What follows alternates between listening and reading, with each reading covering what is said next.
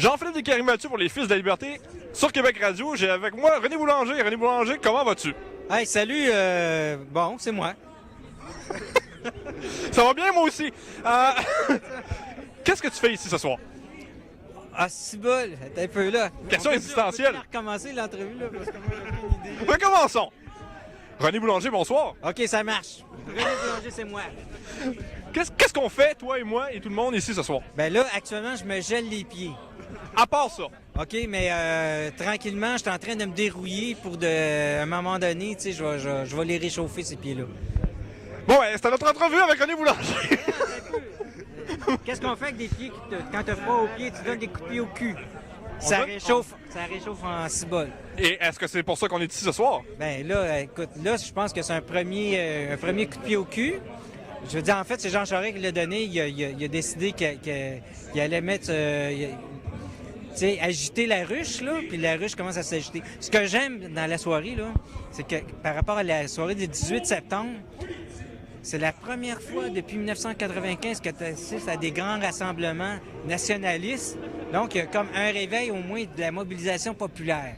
Puis ça fait déjà depuis 2 ou 3 ans qu'il y a plein de mouvements indépendantistes qui émergent, dont le réseau de résistance du Québécois. Ouais, en fait, coïncidemment, depuis l'arrivée du RRQ, hein? Québec Radio, tout ce que tu veux. Mais en même temps, ben, donc, une nouvelle génération politique, mais cette nouvelle génération-là politique, elle n'avait jamais vécu de grands rassemblements, c'est-à-dire que le peuple québécois qui se mobilise.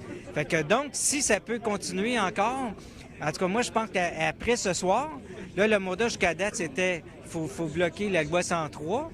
Mais là, maintenant, c'est faut que Jean Charest crisse son camp. Ben, c'est ça. Ça, c'est pas la prochaine étape, ça, dans le fond? Oui, logiquement. oui. Mais comment qu'on s'y prend? Parce qu'on n'a pas de loi de rappel au Québec. Je veux dire, on n'a pas de loi contre, mettons, comme en Californie ou en Colombie-Britannique. Oui, Est-ce qu'on manifeste jusqu'à ce qu'ils quittent ou qu'est-ce qu'on fait? On peut en parler couilles ou, ben non, on le roule dans la farine. Non, mais ça, c'est un petit exemple, là. Non, ce que je veux dire, c'est que amuse-gueule, ça. métaphoriquement, là, il faut que ça devienne invivable pour lui, pour ce monsieur-là. D'abord, premièrement, c'est un gros travail d'information parce que tout autour du monde de la corruption, de la collusion, je veux dire, on a une bonne prise sur lui, là. Puis là, ben, il faut, ceux qui sont journalistes, qui travaillent un petit peu dans l'information, il faut qu'on creuse cette question-là. La deuxième chose, c'est qu'il y a une mobilisation assez pointue, tu sais, pour bloquer les bureaux, tu sais, se rendre partout ce qui peut être. Puis l'action plus directe, en fait, là. Plus direct. Pas juste des manifestations. Oui, mais accompagné d'un mouvement populaire qui exige la même chose, c'est-à-dire qu'il faut commencer là, à marteler le message que Jean Charest, c'est comme tous les dictateurs un peu pourris sur la terre. Tu sais, je veux dire, quand t'es pourri, tu t'en vas. Absolument. Là, il est trop tard, on le sait, là, puis c'est trop magnifique. On peut pas attendre 3 ans encore. Exactement. Fait que donc, je pense que comme thème, tu sais, je veux dire, la première partie de l'automne, ça a été sur la langue française. La deuxième partie de l'automne, c'est, regarde, là, tu nous as vraiment trahis. Ça, c'est une trahison ce soir. Fait que là, maintenant, il faut que tu payes pour ça.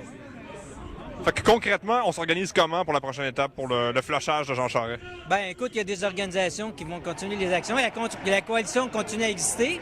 Moi, je sais que moi, je suis membre du réseau de résistance du Québécois. On organise des actions. On va en organiser très bientôt. On peut-tu en parler, Ludovic? À Sherbrooke. Ah oui, ben oui. OK, c'est ça. Fait que nous autres, on va mobiliser. On va mobiliser notre mouvement à l'échelle nationale. Puis on va inviter les autres mouvements aussi à aller bloquer le bureau de Jean Charest à Sherbrooke. Puis il y a aussi de conscientiser les citoyens de Sherbrooke en disant que c'est une honte que cette personne-là vous représente. Puis on invite aussi aux gens de Sherbrooke à se responsabiliser. Puis nous, quand on va partir, il faut que ça devienne aussi invivable pour lui, Sherbrooke, qu'au moment où on y a été. Fait que nous, on prévoit de faire ça peut-être dans 15 jours ou une semaine ou 2-3 semaines. Là. Primeur au Fils de la Liberté, tout le monde. Action directe à Sherbrooke, le bureau de Jean Charest, on aime ça. Oui, tous les auditeurs de Québec Radio puis les travailleurs de Québec Radio, ben, j'espère que vous serez là pour faire une émission en direct. Puis si Jean Charest réussit à traverser notre ligne d'habitage, ben vous irez faire une entrevue à l'hôpital avec lui pour voir. Merci René. D'accord, alors ça fait plaisir. Vous avez entendu ça sur les ondes de Québec Radio, la radio de la résistance.